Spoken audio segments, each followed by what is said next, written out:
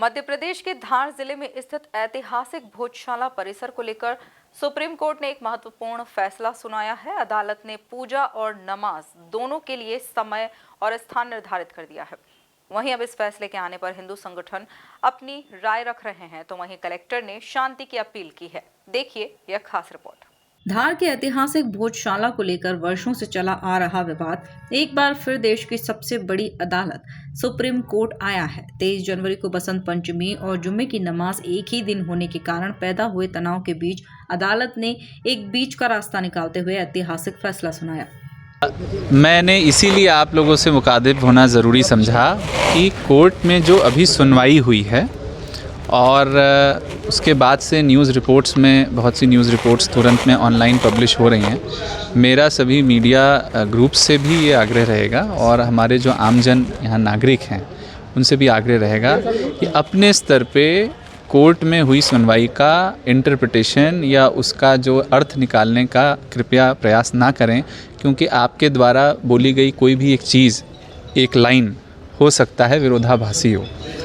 ज़िला प्रशासन भी हमारे जो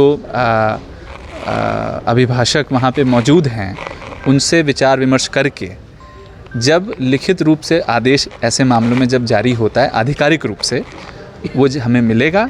हम शासन से और अपने अभिभाषकों से उसका सही अर्थ निकालकर आगे की इसमें जो भी कार्रवाई है वो करेंगे। तो क्या मीडिया को ब्रीफ देंगे सर इस मामले में? बिल्कुल। उसके बाद जब एक बार इसमें रिटर्न में जब हमें ऑर्डर आ जाएगा, क्योंकि ये तो बात तय है कि इसमें हम लोगों को आगे की कार्रवाई करने के लिए वैसे भी हम सभी के साथ एक बार बैठेंगे। प्रयास ये रहेगा कि आज किसी समय उसके लिए बैठ कर के आगे की पूरी रणनीति तय करेंगे। अभी मैं आप लोगों के बीच में केवल और केवल इसलिए आया हूँ कि कई बार ये होता है कि इंटरप्रिटेशंस अलग अलग जो हैं किसी कोर्ट की सुनवाई के हो जाते हैं और उससे फिर शहर का माहौल बहुत ख़राब होता है, जिसकी आशंका से आप लोग भी मानेंगे कि इनकार नहीं किया जा सकता है। इसलिए आम जन के लिए, सामाजिक सौहार्द के लिए, जैसे मैंने कल भी अपनी अपील में कहा था, कृपया अभी सुनवाई का कोई इंटरप्रिटेशन अपने स्तर पे मत करिए।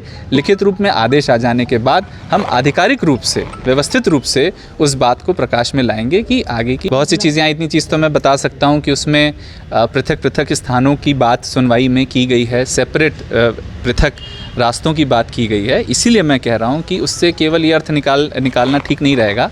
एक बार डिटेल में आ जाए कि दोनों पक्षों को क्या क्या उसमें अलाउ किया गया है, कितने क्षेत्रफल में किस प्रकार से हमको उसको नियोजित करना है प्रोटेक्टेड मॉन्यूमेंट की सीमा के अंदर। इसीलिए मैं चाहता हूं कि आप लोग कृपया अभी इंटरप्रिटेशन ना करें, कुछ वेट कर लें, समय ले लें। और जैसे तस्वीर कब तक क्लियर होने की संभावना? मुझे लगता है कि कोर्ट के आदेश जैसे आ जाते हैं, मुझे ये जानकारी नहीं है कि कोर्ट का आदेश अपलोड कब तक होगा। हम अपने अभिभाषकों के टच में हैं, लेकिन आप लोगों की बहुत महत्वपूर्ण भूमिका अगले कुछ घंटों के लिए कि इंटरप्रिटेशन की मिस्टेक से शहर का और उसके बाहर भी माहौल ख़राब हो सकता है। दोनों पक्षों से एक बार फिर चर्चा की जाएगी क्या? नहीं, बिल्कुल बिल्कुल। चर्चा का स्वरूप क्या होगा वो मैं अभी नहीं बता सकता, लेकिन आदेश से ये स्पष्ट है कि हम सभी के साथ बैठेंगे।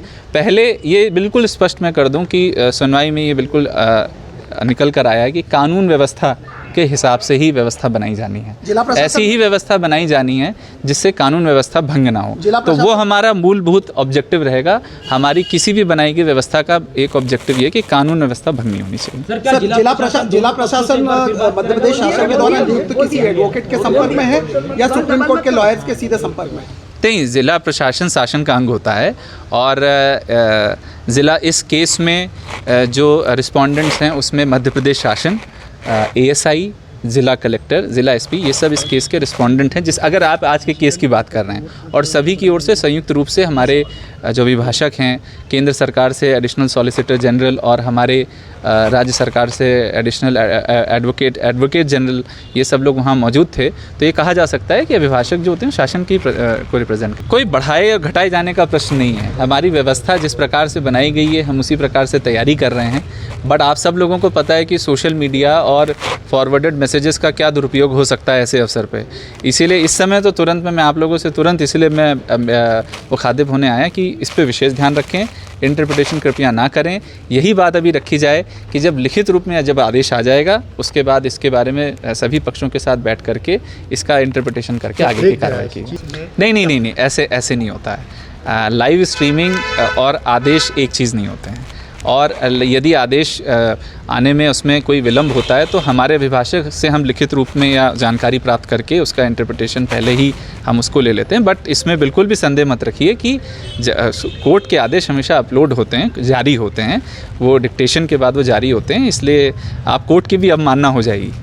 अपने इंटरप्रिटेशन से माननीय उच्चतम न्यायालय की भी अवमानना हो सकती है यदि उसका गलत इंटरप्रिटेशन ड्रॉ किया गया, तो आप लोग उससे भी बचिए। Thank you.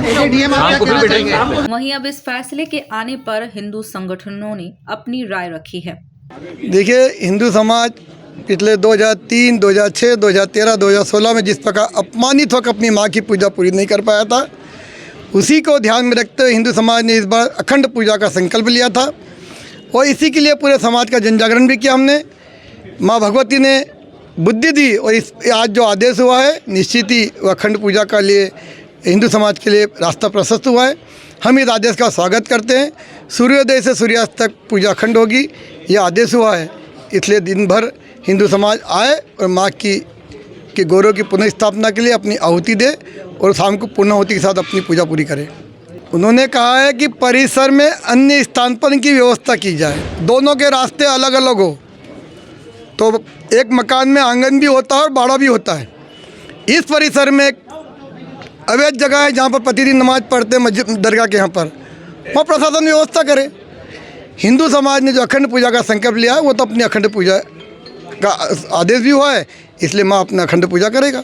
कुल मिलाकर देखा जाए तो मध्य प्रदेश के धार जिले में स्थित ऐतिहासिक भोजशाला परिसर को लेकर सुप्रीम कोर्ट ने एक महत्वपूर्ण फैसला सुनाया है। ब्यूरो रिपोर्ट, MP न्यूज़, धार।